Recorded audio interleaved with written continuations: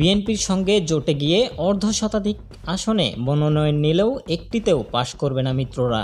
আসন্ন ত্রয়োদশ জাতীয় সংসদ নির্বাচনকে সামনে রেখে 237 আসনে সম্ভাব্য প্রার্থীর নাম ঘোষণা করেছে বাংলাদেশ জাতীয়তাবাদী দল বিএনপি। দলের চেয়ারপারসন খালেদা জিয়া প্রার্থী হয়েছেন 3টি আসনে, দিনাজপুর 3, বগুড়া 7 এবং ফেনী 1।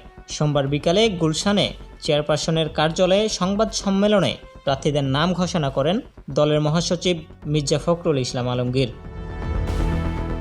দলের ভারপ্রাপ্ত চেয়ারম্যান তারেক রহমান বগুড়া 6 আসনে এবং নিজে ঠাকুরগাঁও 1 আসনে মনোনয়ন পেয়েছেন। খালেদা জিয়া সহ মোট 10 নারী বিএনপি মনোনয়ন পেয়েছেন। এদিকে 63 আসন এখনও ফাঁকা, যা শরিক দলগুলোর জন্য রাখার ইঙ্গিত দিয়েছে বিএনপি। দলীয় সূত্রে জানা গেছে ইতিমধ্যে গ্রিন সিগন্যাল পেয়েছেন জোটের অন্তত 12 জন নেতা।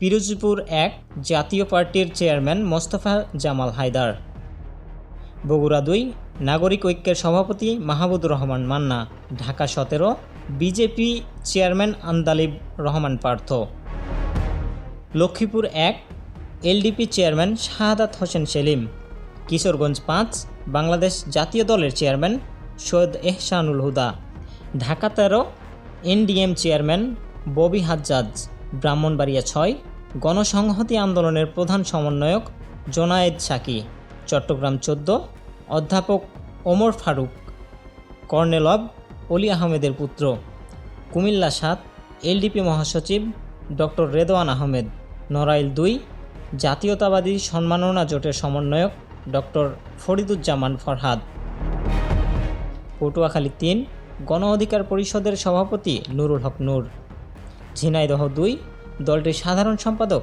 রাশেদ খান। এদিকে সোমবার সরকার প্রতিনিধিত্ব আদেশ সংশোধন অধ্যাদেশ 2025 জারি করে, যাতে নিবন্ধিত দল জোট করলেও প্রার্থীকে নিজ দলের প্রতীকে ভোট দেওয়ার বিধান রাখা হয়েছে। ফলে জোটে যাওয়া প্রার্থীদের নিজের প্রতীকে নির্বাচন করতে হবে। এতে তাদের কপাল পুড়বে, কারণ তাদের প্রতীক ভোটারদের কাছে পরিচিত নয়। গত 23 অক্টোবর উপদেষ্টা পরিষদের বৈঠকে আরোপীয় সংশোধন অধ্যাদেশের খসড়ার নীতিগত অনুমোদন দেওয়া হয়।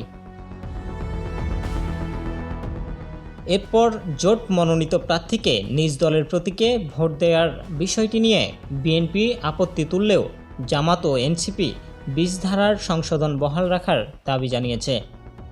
তৌফিক ইমরোজ, নিউজ ডেস্ক।